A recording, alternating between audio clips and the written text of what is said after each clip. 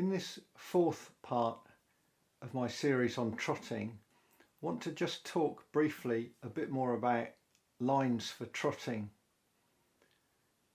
I've never used braided lines for trotting. I do have some on a spool somewhere that I could put on a reel, but I don't like the lack of stretch, and that stretch in normal nylon monofill gives you a much better safety margin when you're fishing. You can strike and it absorbs some of the shock of striking, and that stops you bouncing off fish and stuff like that. So as far as I'm concerned, monofill is the way to go. I've used all sorts of lines over many years for trotting, going back as a kid, Harrell line, then a luxury line called Platil. That was a very good line, and there were lines like Abu line back in the day. And in the fairly early 70s I managed to get hold of Bay of Purlon, which was incredibly popular back in the 70s, and you can still buy it. It's got Camison on there, and the line we used to use was, believe it or not, 1.7 pound, and we'd use that for quite big floats. If we put a really big float or we were fishing for big chub and barbel, we thought we were fishing really heavy with 2.6 pound Bay of Purlon. And as I say, you can still, here's some Bay of Purlon, 2.1 pound. It's harder to get the finer breaking strains. We used to use 1.7 pound main line and a 1.1 pound hook length, and it was only when I started to get much bigger roach, for instance, and chub started to use the 1.7 as a hook length. And the thing that a lot of people say about Bayer is that it floats. Well, that's not strictly true. It's got what we call a shiny finish, and shiny finish lines do float because of surface tension. If you measure the density of that line very carefully, you'll find it's denser than water. And if you cut off a piece about 2 inches long and just put it under the surface of in a glass of water, for instance, and let go, it will very slowly sink to the bottom. And that will happen with all these monofills. None of them actually float. But as long as it's got that shiny surface, when you're fishing, you can do that mending and you can pick it off the surface easily. And of course, as the line gets older and it sort of wears, once you've used it a few times, that shiny surface gets roughed up basically, especially if the water's a bit dirty from flood water or whatever, and you'll find your line gets old. I don't think it absorbs water. I think it just, the surface goes on it, it gets a bit rough and it becomes a matte finish, and it's more prone to sinking.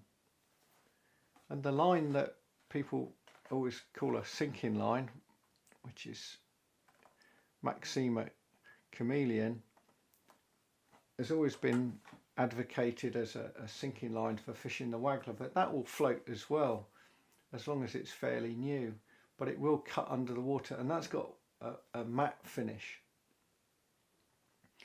So keeping it very basic now, the lines that I can recommend that I do use a lot, if I want a line that tends to float, is really nice to fish with, I'm now using Dave Harrell Pro Match in the 3 pound, which is 0.14 millimeters, and it's a nice reliable line. You need to change it every so often. It's got a shiny finish, good to use. I believe Dave uses more like the 4 and 5 pound line a lot of the time, because he's fishing for a lot of chub and barbel quite often. But I like this for, I can fish a stick float with it, or an ordinary trotting float, an Avon float. It's good stuff. I like it. I'm not getting paid. I don't get any free samples. Keep hinting to Dave, but nothing's coming through yet. But it's good line for that sort of fishing. The only problem with it is that you're going to have to either have access to one of the very few shops that sells it, or get it mail order, which is what I do. I get mine. You can either get it directly from Dave Harrell Angling, or from shops like Mal Story, which is where I buy mine.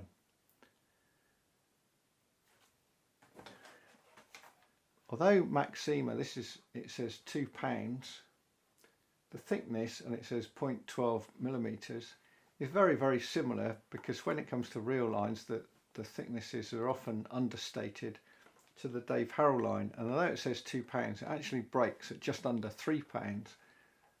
And if you're fishing a waggler, or you feel that it's too much bother to get hold of Dave Harrell line, and you're happy you're not fishing too far down, then you can use £2 or £2.5. You don't need to go up to £3 unless you're fishing massive floats. If you're fishing 6 and 7 swan floats, you need a £3 Maxima, probably £4 Dave Harrell line. You need a stronger line. It's really tough on your lines. But this £2 Maxima, it is a good line. I use it all the time waggler fishing, and it doesn't bother me too much to put to use it with a top and bottom float, which is what this trotting series is about. So the bayer's still around. For years it's been said, and I only say said, that Drennan floatfish line is the same line as Bayer, and I suspect it was for a long time. There is supposed to be a new improved version of the Drennan floatfish, but Bayer always came in lots of different grades. I can remember Dave Swallow sourcing some different grades, and we looked at the colours were different, and it did vary in the quality. Certainly the stuff that I bought in the mid-70s was phenomenal quality, really, really good. But some of the stuff that came out in the early 80s, I switched for my big roach fishing at Wareham to £2 Maxima, because even Maxima was a better line than it is now. It's all very complex what's going on here, but it was thoroughly reliable. I'm just going to mention, before I go on to hook links, another line. Daiwa used to make a line called Team Daiwa in these black spools. It's a dark brownish colour. Originally it was black, and it's the most fantastic line ever made for fishing a stick float. In the £2 or even the £1.5, I've still got 1 or 2 spools of the £1.5 that go back 25 years. It doesn't go off if you keep line in the dark. Especially if it hasn't been stored in daylight in the shop. You want line that's kept in the dark, kept in boxes. I've bought boxes of this stuff. Still got quite a lot of £2, hardly any £2.5, which is why I've switched to the Dave Harrell line. It floats because of the surface tension, totally reliable, it doesn't rot. And that's one thing you've got to watch with any line. I always replace the last 2 or 3 yards after each session. I take off that, wind it really tightly, snip it up, dispose of it safely. It's really important that you check the line. If you get to the point where it seems to be snapping easily, especially if you put a reel away wet, it's got wet from the rain, it's time to change your line. Don't fish with a rotten line, it will snap like cotton. Yeah, superb line. Daiwa still do certain lines for float fishing. A lot of people swear by Sensor. The trouble with Sensor is it's a thick line for what it is, and the finest one you can get is £3, and people say, oh, I use £4 Sensor. Well, £4 Sensor is really a £6 line, and it's a lot thicker. It's half as thick again as these lines I'm talking about. And if you're using very heavy floats or fishing for barbel, it's good stuff. I've used the £4 Sensor for fishing for big chub on the Stour with a power match rod, and it's a rare thing to get broken up. And I've also used it for barbel fishing on the Avon. And the £3 Sensor I've used for fishing for big mullet. Very tough line, but it's a bit too thick for the finesse trotting, for roach and dace fishing. We could almost do with Daiwa, digging this line out again. It's like a fine version of Sensor. It's a high quality version of Sensor.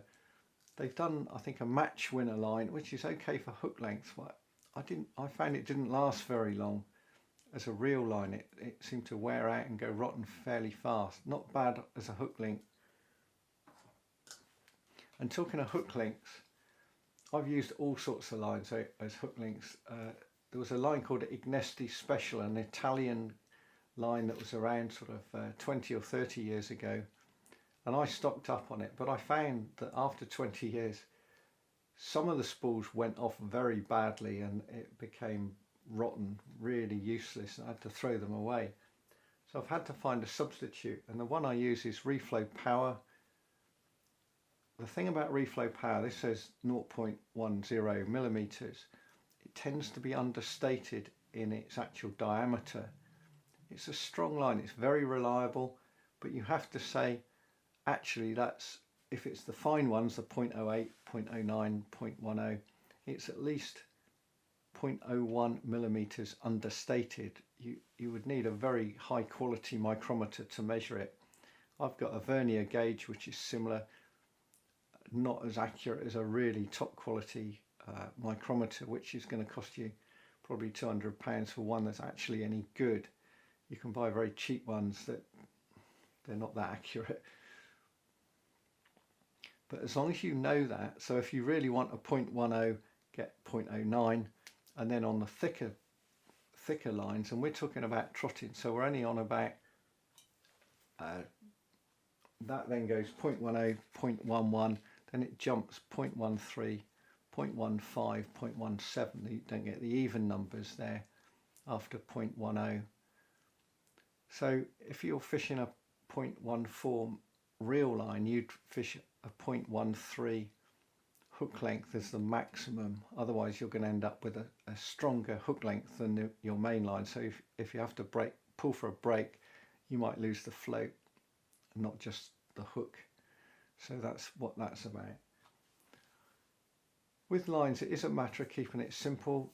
If you want a line to float better, there are line sprays that you can spray on the line to make it float, and Mucilin line grease is still around. You can still buy that and just grease the first sort of 2 or 3 yards above the float, so you can do that mending, picking up that line, flicking it over, keeping it straight. In the next session on this series, I'm going to try and find somewhere nice and deep to trot and cover the problems with fishing deep water. There's some new challenges there. So that's it for now, and goodbye till next time.